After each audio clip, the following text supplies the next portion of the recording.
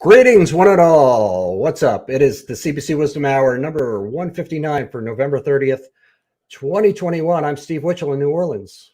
What's up, CBC World? Tony B here, coming to you live from New Jersey. Yes, sir. Welcome, one and all. If you're watching here Greetings. live, come on in and say hello, and we will read your comments and acknowledge you right here live on the Wizdumb Hour. Tell us where you're from, too, and anything else that's on your mind that's going on. And today's episode, by the way, is sponsored by bandhelper.com. Go check out Bandhelper. I'll tell you a little bit more about Bandhelper in a little bit, but the link is in the description for them. Band Helper. Yes, Julie's hopped right in. She said, "Hi, guys. What's up, Julie?" And she's in Iowa. Also, we are streaming live right now on the Facebook Cover Band Central page, in the Facebook Cover Band Central group, and on the Facebook Cover Band Central YouTube channel. Please subscribe to the YouTube channel. The link is in the description for that. Click on that link and go ahead and hit the subscribe button so you can check out all of our content and you'll know when we go live. Yeah, you want to be notified about that. You don't want to miss anything. Because you never know when we're going to go live. You never know. You never know, Steve. And happy holidays to one and all. Hope everybody had a great Thanksgiving. How was yours? I saw pictures of your Thanksgiving. My Thanksgiving was great. It was very busy. You know, boys were home from college, and small gathering. It was Karen and Karen's sister and my nephew and my two boys and my youngest son Cole's girlfriend, myself and Karen, and Karen's mom came up. So it was very nice. It was a great day. You know, got to see everybody, hang out. Very thankful for everything. You know, just a day of gratitude. And then Friday went out and chopped down a Christmas tree. I saw pictures of that too. I'm so jealous of that because I used to do that when I was a kid. Yep. Go out into the sticks and cut down our own tree. Kind of like the Christmas Vacation thing where they're yeah, exactly. It's all snowy and they're freezing. Well, it was funny too because it was nice when we went there, and then as we were there, it's like a blustery squall of snow came in very quickly and then left. So it was like snowing for maybe like 3 minutes, and then it moved on. So that was pretty cool. And then got the tree home, and then Saturday we put it up, and I put it up on Friday, let it rest, and open up and everything, and then Saturday we decorated it. So we had put Christmas music on and had some cocktails and decorated the tree, and Karen did the lights outside on Sunday. I installed the sliding glass door in my studio. So it was a very busy, active time. Excellent. But nonetheless, really good. And how about you, my friend? How was your Thanksgiving?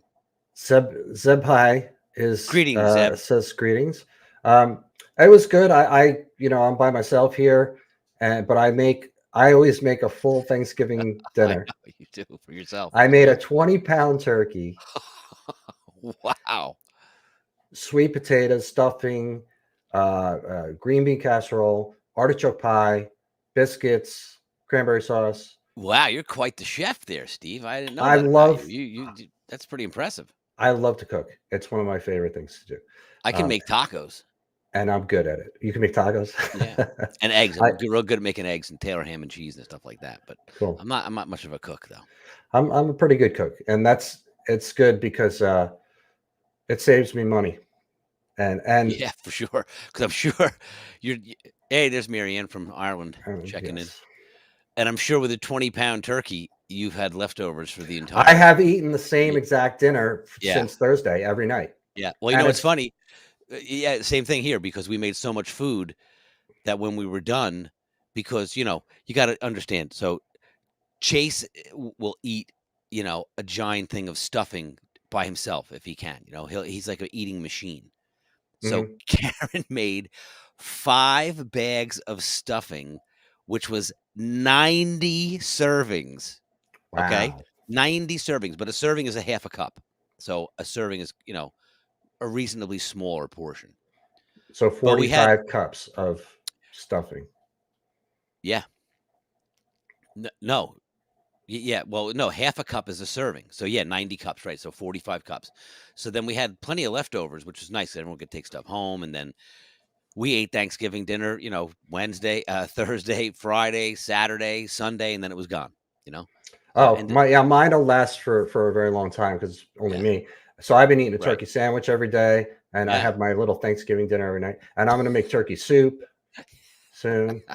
I love it, but it's so tasty and it's so good. It's so good for you too. So eating it every day, I don't get tired of it because it tastes so good. But then I always Thursday night I always hang up my outdoor lights, yeah, and so I did that, and then I put up my tree yesterday. nice. Um, so I'm all Christmas ready I for saw Christmas. a guy today driving a pickup truck with a giant Christmas tree in the back on a stand, upright, with guy wires to the four corners of the bed to keep it upright, Uh-huh. fully lit, and then all the running lights on his truck were blue and red, green and red.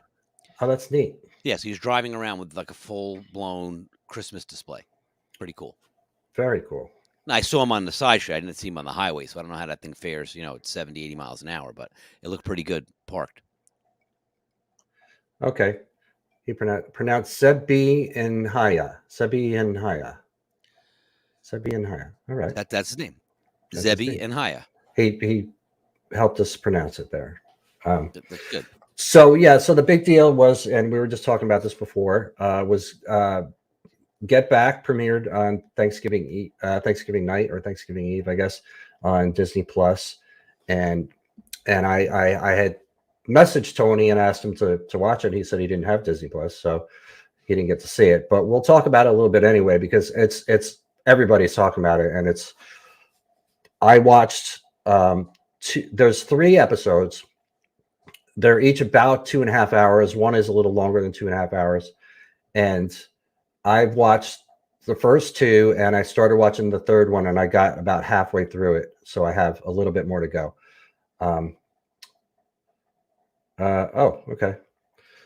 Donna says good late afternoon, guys. It's 5:07 p.m. in flooded British Columbia, Canada. Time difference. So you're in Pacific time, basically, and I am in Central time, and Tony is in Eastern time. Yeah, so I'm closer to Canada than you are, and it's 8:07 here. Right, So but British Columbia, 3 hours. British Columbia, Canada is Western Canada. Yeah, it's down by like Alaska end.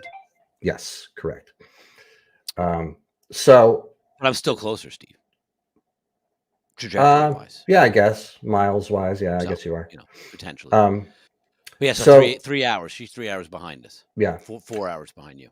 Right. So, Get Back is, since you don't really know anything about it, is a Beatles documentary, and it's was filmed in January of 1969, and originally intended to be a TV special, and they were going to do a live show at the end, and they were going into the studio and recording all live rather than doing any overdubs or any multi-tracking type of things.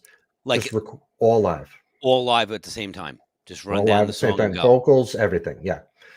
And yes, we're back to playing here. Tony's been playing, I've been playing here and there, and I'll talk about that in a minute. Yeah, we'll get to playing. Yes. And this, so they didn't end up doing that TV special, and they ended up doing the famous rooftop concert in London, which was the last time the Beatles played live. That's something that we all know. And this footage ended up being actually used for the movie Let It Be, which I never saw. I did. You did? Okay. And it's not available now, but they're going to be re-releasing Let It Be as well. What do you remember about Let It Be? Not a lot. It was a long time ago when I saw it. Okay. I would love to see it again. Yeah. So this was directed by Peter Jackson, Lord of the Rings fame. And he restored about 60 hours of footage that was, because they filmed this whole process of the Beatles going into this studio every day, and whittled it down from 60 hours to about between 8 and 9 hours. And what happened to those live recordings? The ones that they're in the documentary, the ones they recorded live in. Yeah, they kind of tell you that during the documentary. Some of it ended up actually on subsequent albums, which was Abbey Road was the next album, and then Let It Be was the final album. And so Peter Jackson restored all this. It looks phenomenal. It looks like it was shot in HD. He did an amazing job restoring this footage. Amazing technology that they can do that. Yeah. But it's a fascinating documentary. I encourage anybody who's in a band to watch this. Some have described it as tedious to watch, and Jamie's in Wichita. Sorry, gotta acknowledge those people coming in. Yeah. They start in Twickenham, I think it is. It's a movie studio, and it's very big. And they start there, and they just come in and they sit around, and they're coming in with song ideas, trying to write some new material. And that's the first part of this is that. And they say often in there, like, it doesn't sound good in here, the acoustics aren't good. It's a very big room, it's like a warehouse. So it wasn't really ideal for a band to record and to go in and play, because it just didn't sound good to them. But however, they'd still get rolling. And it's referred to as tedious by a lot of people, because most of it is boring. It's just them sitting around, twiddling around, goofing off, chit-chatting, smoking cigarettes constantly. I mean, it's crazy how much these guys smoked. Every one of them, every band member. Well, that's why if you listen to a lot, like if you listen to Twist and Shout, I read an article where, and Lennon sings that, right? And he was like, had a fever and he was sick and, like you said, smoking all the butts. But if you listen to like an isolated vocal track, it's very rough. It's not like a polished, pristine vocal by any means. It's like a down and dirty, raspy kind of, just like, Yeah. Marion said she can't wait to see it. You'll love it.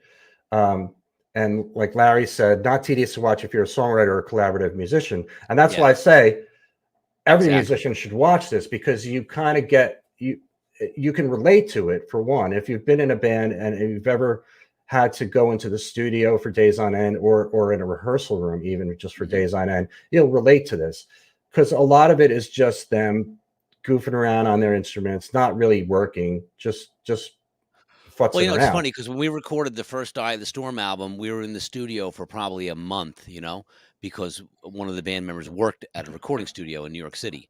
So whenever there was a cancellation, we would have time, so we would bring our stuff in, or we would set up, or he'd say, hey, like we recorded one year from Christmas, the day before Christmas Eve until New Year's. The studio was like closed. So the guy was like, if you guys want to use it, we can use it for free. It was a place, D&D Recording in Manhattan. And, the room was like $250 an hour. And we had, a week and a half of time to play. But I can relate to that, what you're saying, because while I'm in there cutting tracks, there's a couple of guys in the room, but the other guys, like you said, are in the lounge, or they're hanging out, or they're doing something. So there's a lot of downtime, if you're not the one that's recording your part, if you're doing a multi-track, multi-take, where everyone's recording their part individually. And of course, drums would go first, you know what I mean? And we would always do bass and drums live and record that take, so you get the feel. Then the guys could put their stuff back on top of it. And strangely enough, we did record songs in a variety of ways. Like we did try to do the live thing where everyone played at once together. Right. And I think one song might have made it onto the album that way. And then one of the songs that made on the album was me playing by myself to a click, because I knew the song so well. And I just said, you know what, let me just do it by myself. Like I don't need a scratch track or nothing. Just give me a click and then count me in and we'll go. And that was the keeper track. And then the guys, because again, having free time, not everyone was available. So I happened to be there at this, and no one else was there. So I said to the engineer, this guy, Artie Oganian, who's a famous producer now.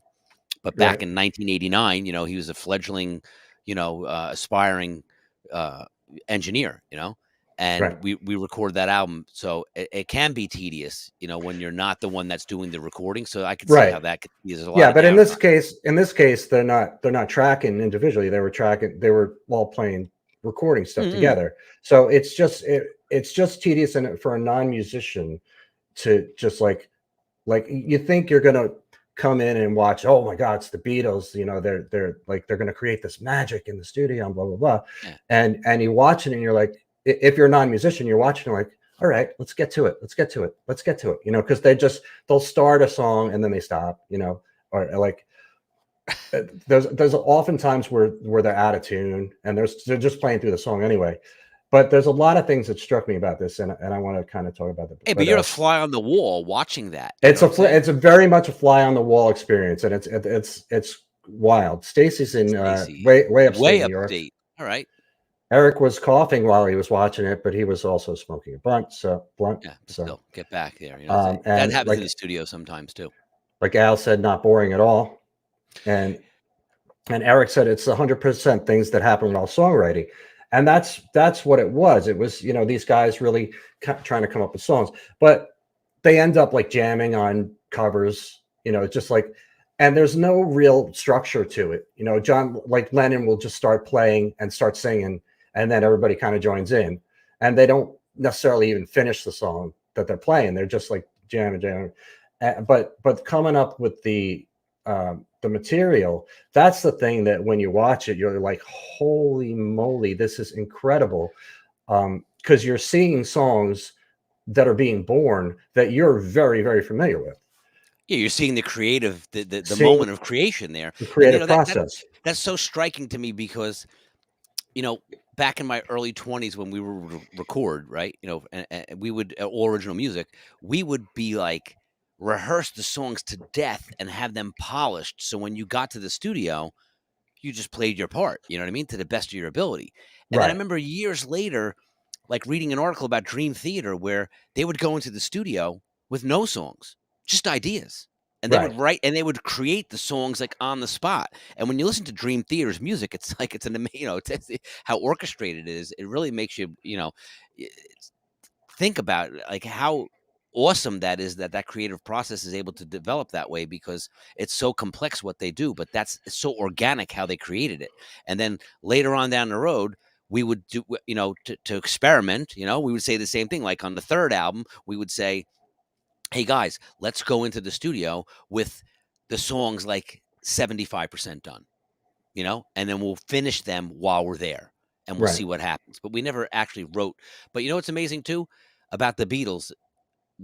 In Malcolm Gladwell's book Outliers, he talks about you have to be 10,000 hours to be considered an expert at something, right? If you've Right. done something, we've talked about this in the past, Right. but there's a part in his book where he actually talks about the Beatles where I can't recall when it was or where they went, but before they hit the road, so to speak, or before they before they came out into public, they played for like 2 years, 7 days a week, and almost had achieved 10,000 hours of playing together Yeah. before the world was, before they exposed themselves to the world, so to speak. Yeah. So Yeah. it's That no, might be an exaggeration, but no, I no. But mean, what you're saying is like the same thing. When you go into the studio and you're as a band, you've played thousands of hours together. right. It Yeah. must be very So comfortable. yeah, so they're clearly very comfortable with each other. There's a lot of goofing around, especially Lennon. Like John Lennon seems to be the one that's taking it the least seriously when Right. they're in there. And there's the whole Yoko thing that everybody talks about. Like Yoko broke up the band, and Yoko's there the whole time, and she's sitting right next to Lennon, like all the time, like really right next to him. But she doesn't say anything. She doesn't distract by any means. She's just sitting there reading or knitting, and she's there, But she's not and giving but any input or her opinion on anything. nothing. No, Right. Yeah. no. And there's a couple scenes where she's doing this shrieking thing, and everybody's jamming and making noise, and it's very hard to listen to. But the guys seem like they're having fun too when they're doing it. And Lennon also barely is acknowledging her while he's sitting there with his guitar. He doesn't like doesn't look at her, he doesn't talk to her, he doesn't kiss her, like barely at all.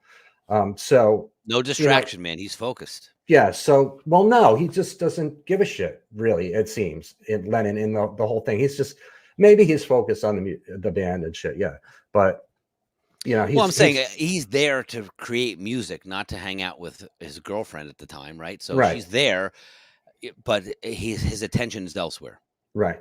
But the magic of this is it of watching this is seeing that creative process. And like I was just saying, like you're hearing songs that you being born that you know, and you hear them, you watch see them trying to figure out what the words should be, and like Get Back is one. Like Like on Get the Back. spot. Like on the spot, you mean? Yeah, they're trying to figure it out, and you're like shouting at the screen. You're like, "No, guys, it's this," because Yeah. you know what it is. And Eric says this. Howard Stern was saying he was yelling the words to something at the screen, and I heard Howard's broadcast about this too. And yeah, and I was kind of doing the same thing. Uh, yeah, all right. So yeah, it was their creative process. Elias said, and so seeing Get Back for one, that's the first one you kind of really see develop, and it's when they're still at Twickenham, something like that. And it's just Paul's got his Hofner bass, and he's strumming on it like it's a guitar, and he's strumming an A, and he's going,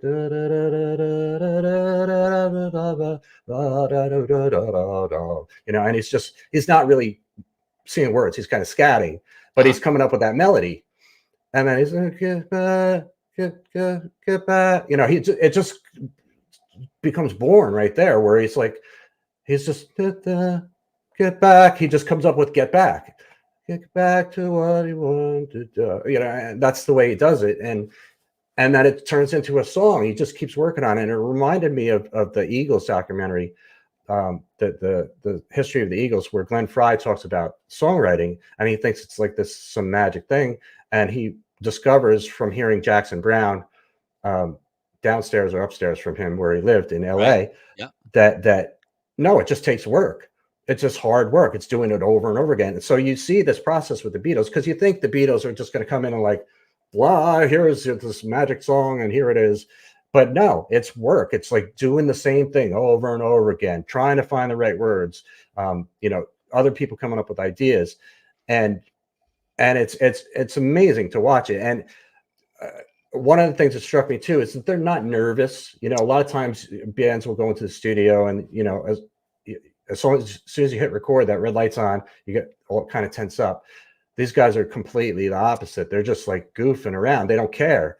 And that's why it's so good, right? Because think about it. When I used to teach, Twickenham, thank you. Yeah, students would say to me, I can play a great drum solo, or I can play the song in my basement like perfect. Like I can flip sticks and I'm confident and it's relaxed. And then as soon as I get out in the crowd and it's live, I'm not so confident or outlandish. And like you said, when you're in the studio, you have to get out of that mindset of like, oh man, I'm laying down my track now and it's going to be like memorialized, so I got to make sure I play it good. It's right.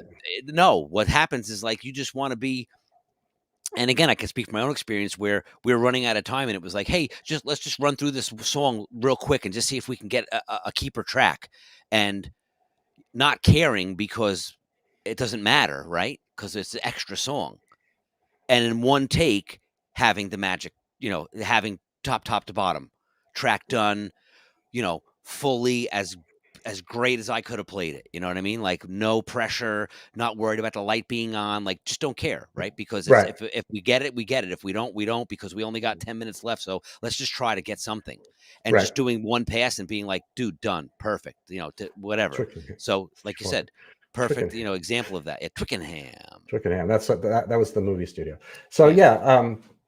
But you're right. And then like what you said earlier, them laughing and joking around and really not taking it seriously, and Lennon just acting like a goofball and not caring. Right. It's probably why it is so good, because they're not nervous and they're not like, oh my God, this is going to be our first album that the world's going to hear. It has to be great, Yeah. They're I mean, they're like, kind of veterans at the time. Yeah, but make up songs on the spot and, then put it out.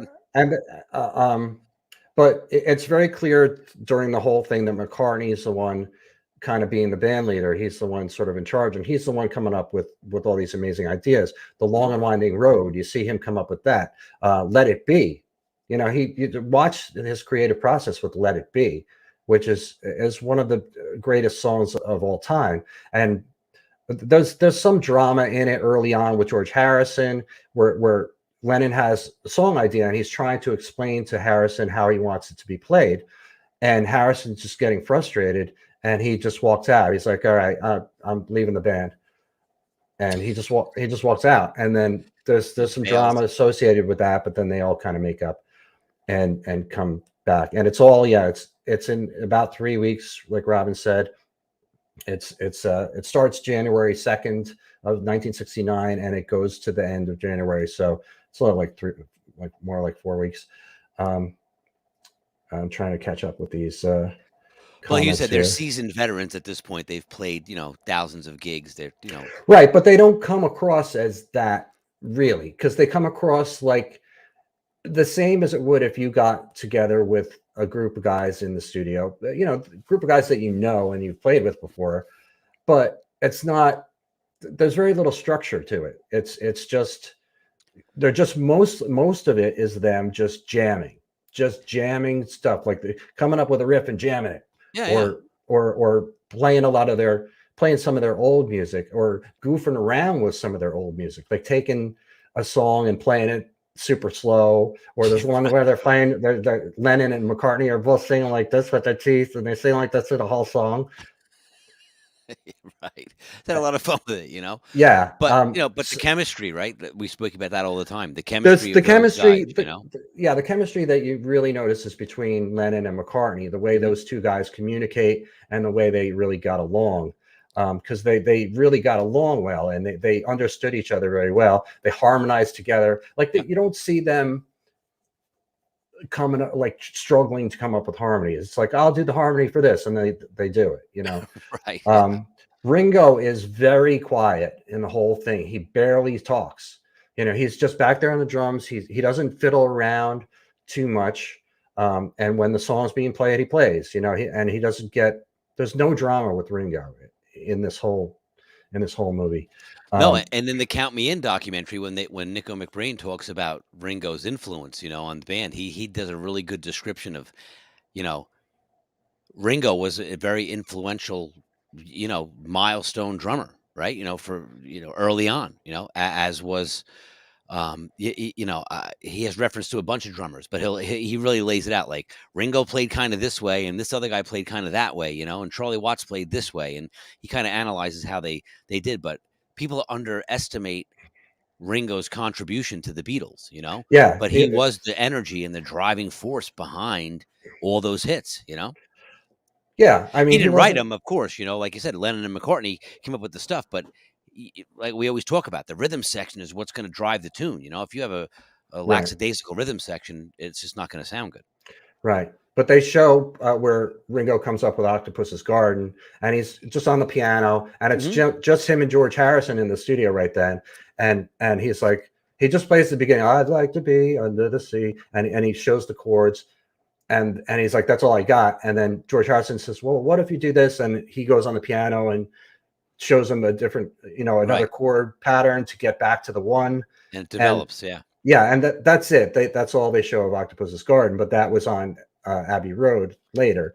But it's just cool to see that whole, like, I mean, so obviously we're a cover band thing. We cover, that's our thing, but everything comes from original material. And Tony and I have both worked in original bands, and I've been part of the songwriting process too. And it's very much like that. And I did it when I was young. And these guys in the movie, by the way, are 28. This is the end of the Beatles. Yeah, right. Yeah. And they're kids still, Yeah. But it's really like that. You're just sitting and you're coming up with ideas, and you keep working until you have something that you're happy with. And it could take weeks. It could take months. You don't know. So it is sort of tedious. It is sort of boring, but it's the way it works, clearly, because it's the Beatles did that. Yeah, but they had. Go ahead. Go ahead.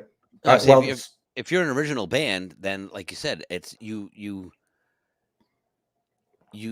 you don't think about it at the time, right? When you're writing the songs, right? And you're recording original music and you're coming up with these ideas and you're putting out your first album or your third album or your fourth album, whatever it is, but original band wise, at the time, the idea is like you're so young, right? And not naive, but like you're not influenced by any of the scene yet, so to speak. You know what I mean?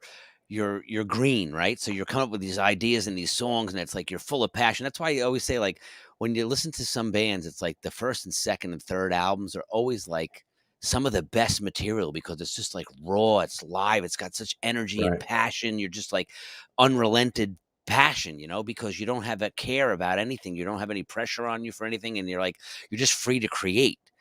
And it's just, it's a Right. wonderful time. And you look back and it's like, I'm glad I got to enjoy that time and I was present when we were doing it, because you Right. miss it. And, for 10 years, it's, my whole 20s, 20 to 30 was all original music. I didn't play covers until after I was 30 years old. From the time I Right. started playing drums until, like I said, 30 was all original music.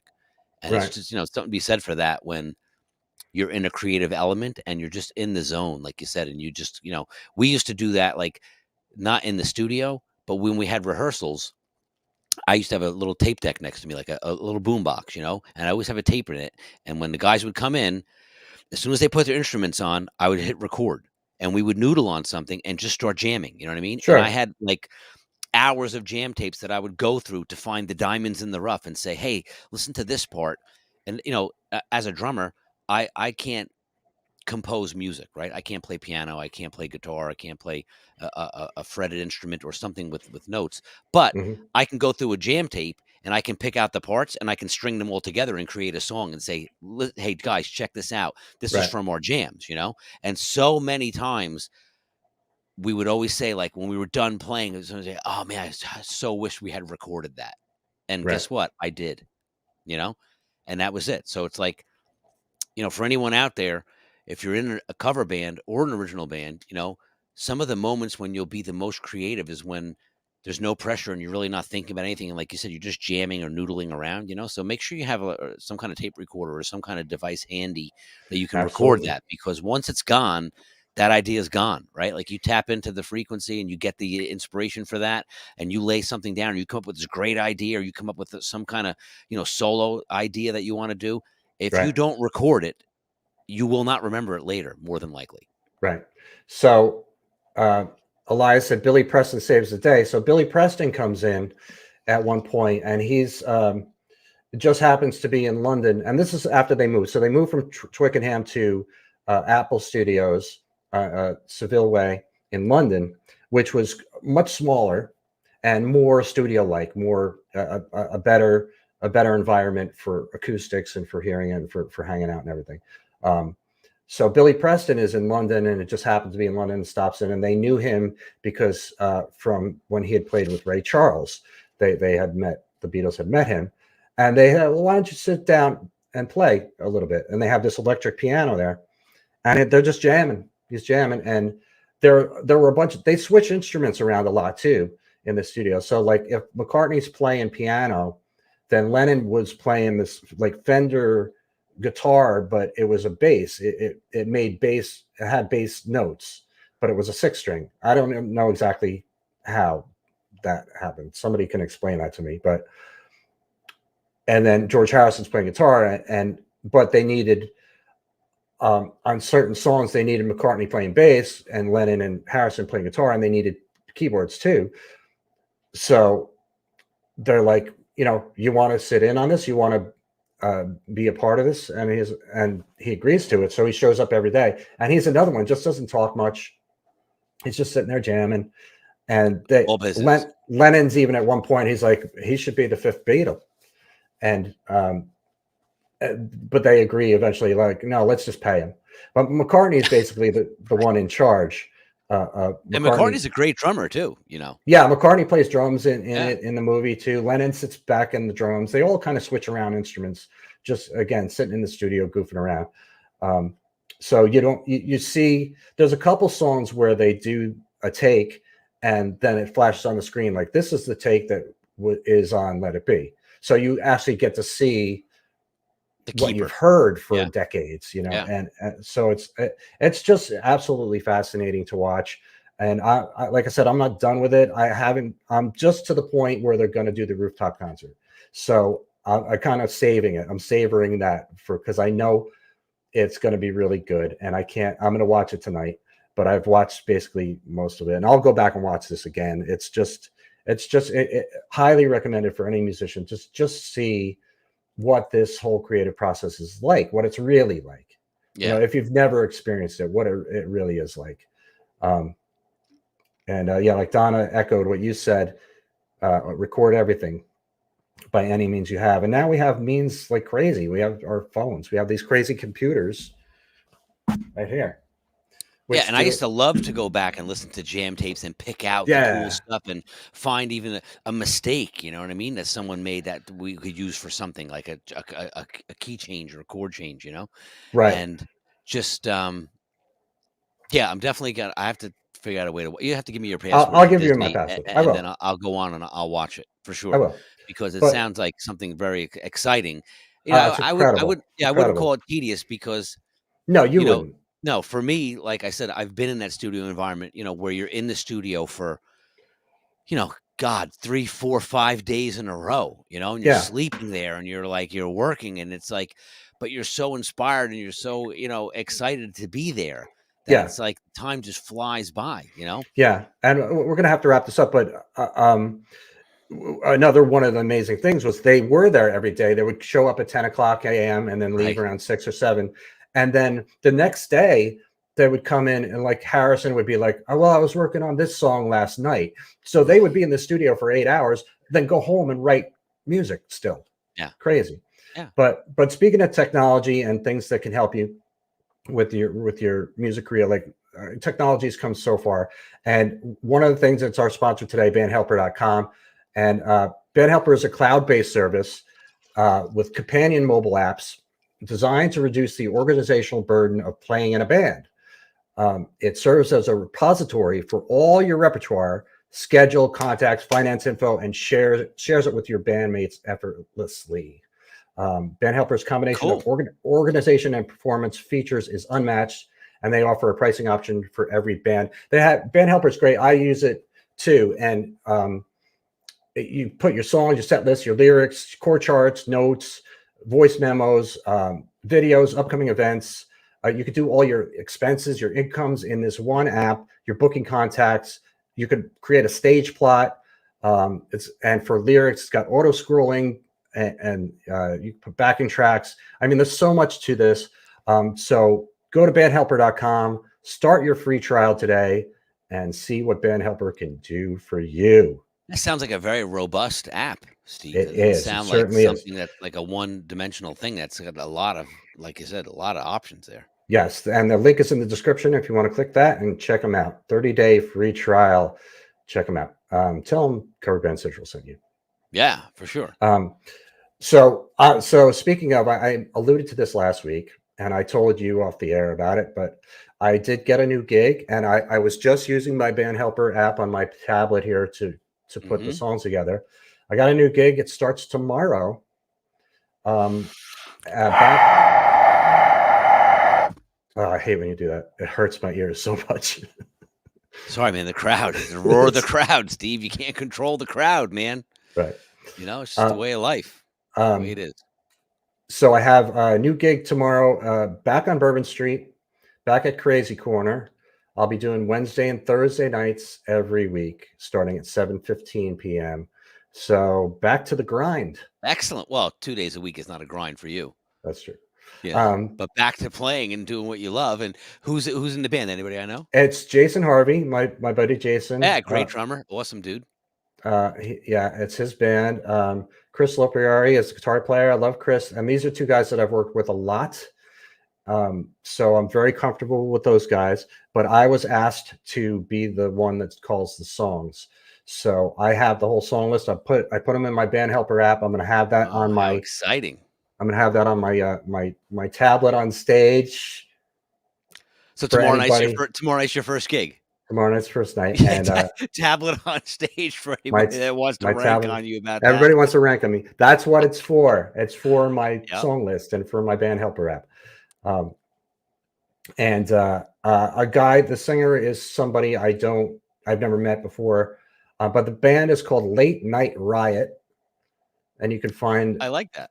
I like it too, and there's a Facebook page if you want to go check it out, and also latenightriot.com is the website for that. So I'm really psyched to be back. I didn't want to go back and play on Bourbon Street. I really didn't, but Yeah, but 2 nights a week is okay to, yeah, but to see, the dabble. thing is, 2 nights a week turns into three Yeah, I know. nights, It turns turns into into four 5 nights, nights. I know, and all of a turns sudden, into you want to do yeah. weekends, Then you're playing Wednesday, Thursday, Friday, Saturday, Sunday, and then you're off Monday, right? Tuesday again, and you're back in it. Right.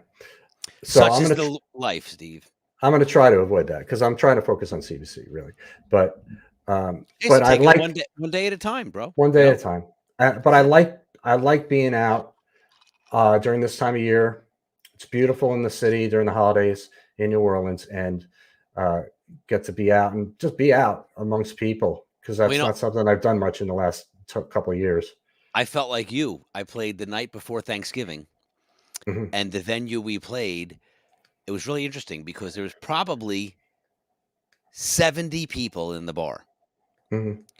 and every half hour, 50 people turned over. Right. There was like a core 20 that were camped out that were staying the night, But it was interesting because the way we were set up, it was in this like alcove, and to my right was the door. It was a big piece of glass, like plate glass with a half wall, but to the ceiling, like all framed in to the entrance door of the club. So from where I'm sitting, I just glance over to my right, and everyone that walks in sees me. So the whole night, as people are leaving and coming and going, as soon as they walk in, the first person they see is me. So I'm looking over, and people are waving to me and making eye contact and asking me to like spin sticks and stuff. It was really fun. But Nice. I thought of you because it was like I observed, every like they said, like every 20 to 35 minutes, there was a huge turnover. And it was, I Right. guess, it's just because that whole strip is a bunch of bars. So people would stop in, have 2 or 3 drinks, catch the band for maybe a half an hour, and then they'd move on to the next bar. But as quickly as they moved out, a new crowd came in. So the place was packed all night, but it was, say 80% of the people were rotating, and there was probably 20% of like a diehard crowd there. But, Right. great room, and immediately when we finished the gig, the bar owner was like, "I wanna book you guys once a month here for all next year." Nice. There you Yeah, go. That's cool. so it was cool.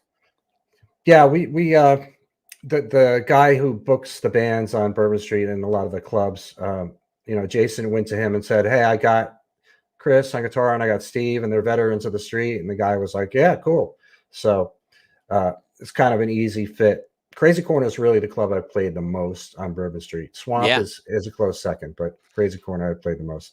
Yeah, Um, I think Crazy Corner is where you started, right? When you first got there? no, the first club was called the Old Opera House, and it's not there anymore. Um, Right, but I remember, like, the first real, like, steady gig you had with a band was Crazy Corner, wasn't it? Opera House. Huh. Opera House was the first one. Crazy Corner was second, and then I was kind of bouncing around all places. I played at Crazy Corner with several different bands. Mhm. But yeah, like I said, I'm happy to be out. Happy to be out. I haven't really been out much in the last 2 years, and despite the fact that there's a new variant coming around, Yeah. whatever. I'm dually vax now. I got my second vaccination last Good for Wednesday, you. Yeah. so which kind of knocked me out a little bit for Thursday, but that's okay. I still made a feast, even though That's I right. was Still feasted up. I still feasted, even though I Still was sick. gave thanks and feasted, Steve Witchell. Yes. So I put in the description talking about rehearsals, and we kind of did talk about it a lot, but Rehearsals? talking about like the dynamic of rehearsals, but we kind of talked about it when we were talking about the Beatles thing. But I did want to Well, I'd like to just add something about rehearsals real quick if you go let right me. ahead. Please do. I think the most important thing about rehearsals is having an agenda beforehand so that you can show up prepared and you're not wasting a lot of time. If your goal is to, get a bunch of new songs down, or if you're trying to work on songs that need work, but like if you say, hey, this song needs work on the background vocals, and this song needs work on this, and we have these 3 other new songs to learn.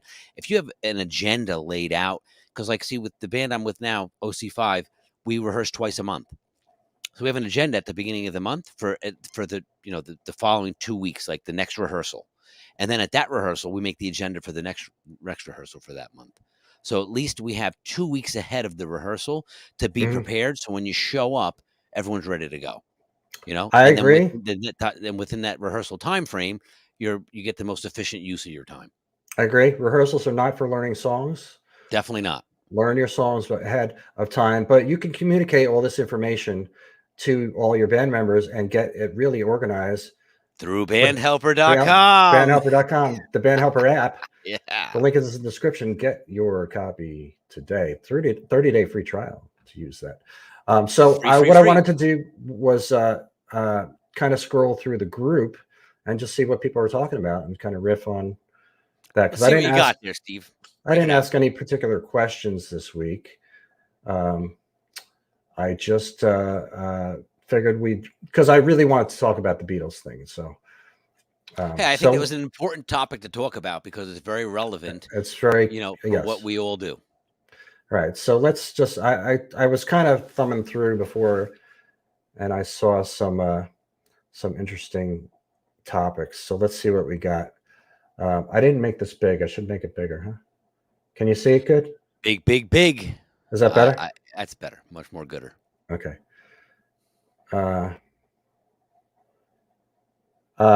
Jeremiah said, private gig tomorrow, and host asked us to play 3 songs we've never played before. I tend to think we should learn them all tonight, or is one night's notice unreasonable? I would say if it's a private gig, you're probably getting paid well. And if the person who asked you to learn those is paying you, then you should learn those. Absolutely. Yeah. 3 songs is not much. That's not unreasonable. No. Show up and be ready to play. Yeah. Learn the songs. You want to do as much as you can to please the people that are paying for you and paying you, and it will lend itself to you getting more. And there's definitely some excitement to be said to show up at a gig and play a song that you've never played before. Right. So, real quick sidebar: I play a Christmas party. Vinny Solano's there. Right.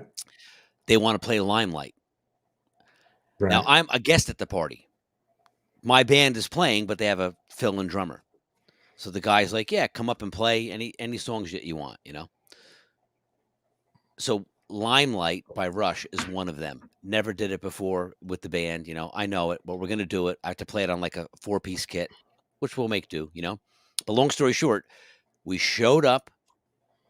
We played it. Vinny sang it with Shuley because he knew it. He got up and sang it with us, And Right. I got to tell you, it was like the best rendition that we ever did. It was like spot on, coming out of the solo.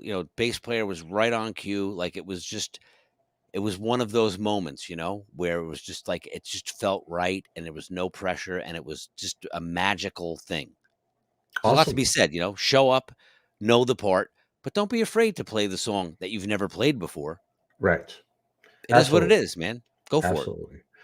All right. So let's scroll through some more here. Become comfortable with being uncomfortable. Yes. I guess I could read this one.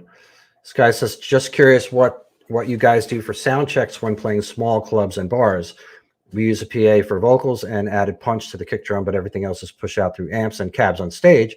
Currently, we do a quick volume check, but that's it. What do you do for sound check? Yeah, I mean, that's what you can do if you have the time, and it's not like a restaurant where you're going to disturb people. Do a check with that kick in the PA and all the full vocals and your amps at the volume you want. Have somebody out there that's going to be able to hear what it sounds like, whether it's a friend or a roadie or a band member that's not playing on that band member song, that's not playing, or a singer that has the wireless, or anybody that has a wireless that can go out front of house and hear how it sounds, because it's a slippery slope when you have just amps, because guitar players especially tend to turn up too loud, and then you might be drowning out people on stage where they can't even hear themselves, and you might be blowing away people out front. But you don't know that unless you go out and go out to the back of the room. And what does it sound like in the back of the room? You need to kind of Yeah, but test all situations. inevitably, right? If you sound check the band, play a song that you're not playing in your set, right? A random song that maybe everyone sings on, right? So you can get a good vocal check. Someone goes out in the crowd, whether someone in the band's not playing on that song or can just step out for a minute just to get a check, Mhm. and play, like I said, at least, a verse and chorus of the song, have someone stand out there, then come back and give you the feedback. The problem Right. with sound checking is that they'll come back and say, guys, everything is great. The band volume is good. The mix is good. You can hear everybody. Vocals are great. As soon as you start playing the first set, everyone's energy gets amped up. The crowd starts getting in there, and just inevitably the band gets louder. The guitar player turns up. Everybody turns up. Everyone starts playing harder than they were at sound check, and then you can't hear the vocals because the music is, like you said, if you're doing an amp situation, Yeah. everyone turns up and no one's addressed the vocals. So you got to just be conscious of the fact that the vocals are always the thing that should be the loudest thing in the mix, because if Yeah. people can't hear the vocals, then, and listen, sometimes someone in the crowd will come up and say, hey, I can't hear the bass player and the vocals need to go up, you Right. know? That will definitely happen. Yeah, That has and definitely you might happened. luck out too and get a sound guy in the audience who'll come up and say, "Hey, put a little reverb on that you can't hear that. Cut some feet, cut some dB on this guy." Like, we've had that too, where it's been helpful to get some professional feedback, or Right. semi-professional feedback from someone Right. other than a fan. Right. So do as much as you can there, Barry. Yeah, if you have the time, try to sound check as much as you can. You know, Right. like, play through a couple of songs and see what the volume sounds like, and make sure the vocals are loud enough. That's always a problem. Right. Trying to find some good And ones while you're here. scrolling, the challenge with trying, with that is just that, like you said, as the night progresses, things get louder. And typically the drummer dictates a lot of that volume, so if Right. you're a drummer out there, be conscious of your volume when you're playing, Yeah. because when you play songs that are more aggressive and upbeat, you really want to lay into it and start playing. But, it's amazing how your ears too, as the set progresses, your ears get acclimated, and it starts to have natural compression. So Yeah. things don't sound as loud. So you're Right. playing, you're like, for a drum, you're playing, you're laying into it, you're playing something that's a heavy drum song, and you're blowing people off the stage, because it's just Right. too loud. So that's Right. something to be conscious of. Just try to lay back but play with passion and conviction, but control your volume. Right. So here's a picture of from the rooftop concert, and Yeah, there you go. this guy holding a notepad in front of Lennon Yeah. because he couldn't remember the lyrics for "I Dig a Pony." So that's the early version of the music stand iPad on stage right there. And so even the Beatles did it. So if it's good enough for the Beatles, It's good enough for anybody. right? I kind of dig that. I want to try to get somebody to hold a notepad for me. Yeah, right. It's good job.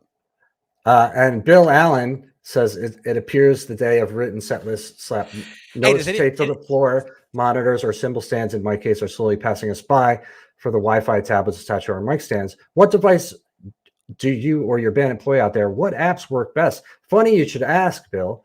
Yes. Because the answer is bandhelper.com. Yeah, Go check out Bandhelper, our sponsor for today. And it really is a great app. And there's a link in the description. Bill? For me as a drummer, I have a paper set list. I put the songs on the set list. I print them big enough so I can see them from a distance. You know what I mean? I just put them down by my mixer, on the floor there. Right. Why does Michael asks, why do some vocalists assume they are not responsible for personally supplying a vocal PA or any part of it, or need to have a clear understanding how one is EQ'd? That's an interesting question. Not all singers own a PA, and not all singers. I mean, it depends on the situation. I mean, oftentimes you're going to play a place that has a PA, but if you're playing places like little bars and stuff that you need to supply the PA, it's not necessarily on the singer to have. No, but the singer should be educated to understand EQ and how certain things will work and affect his vocal. You can't just roll up as a singer and be like, I'm showing my microphone and a cable, and where do I plug in, and let me know how it sounds. If you have some knowledge, I mean, believe it, a lot of guys are like that, but if you have some knowledge on how you want your vocal to sound, that you're just that far much further ahead of the game. If you want a little bit of chorus and reverb and a little touch of this and EQ and cut some of that, because let's face it, a lot of bands are doing sound themselves. Not all venues have a sound guy. Not all Sure. gigs you play are going to have a professional sound man that's going to know how to make your band sound good. If one of the guys in the band is in charge of, doing the sound, depending on his knowledge, you'll be limited to how much, flexibility you have with creating a better sound than just a flat EQ, Right. and how to eliminate feedback. So, you Yeah. need to be educated a little bit on how sound works, for sure. Yeah. And you definitely should have your own microphone, because there's a lot of singers that I've encountered where they don't even have their own microphone. And like, that's like me showing up to a gig and like, anybody got a bass I could use? Yeah. Hey, I brought my sticks. Anyone got the kit set up? Ready to go? I'd like to see that. All right. We got time for one more looky-loo. It's something. Hey now. Hey now. Hey now.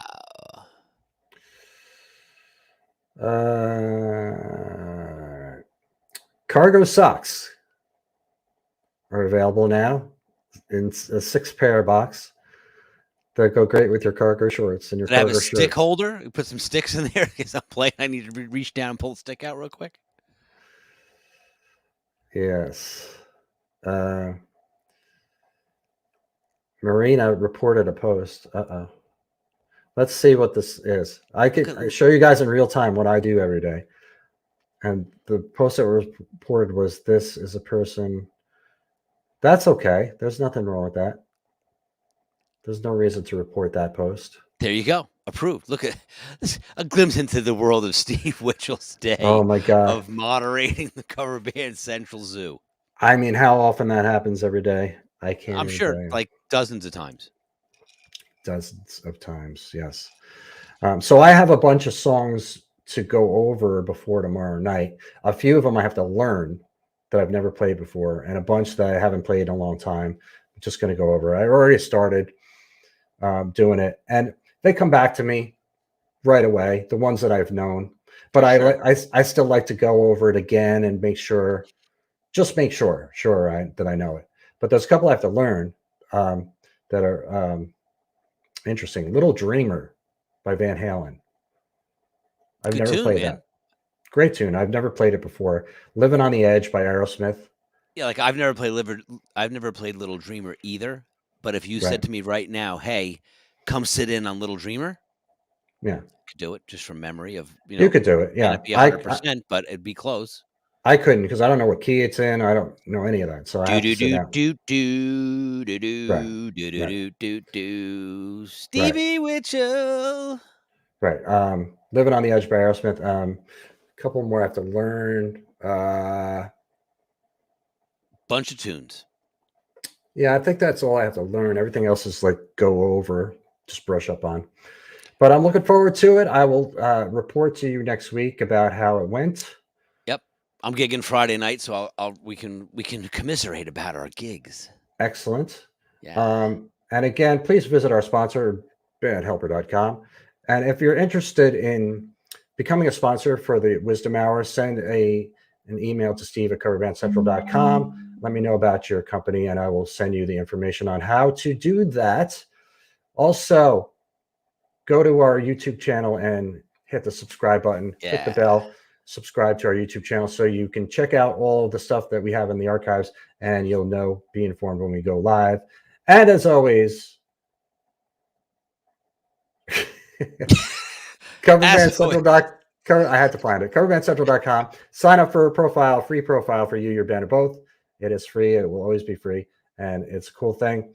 All right, guys.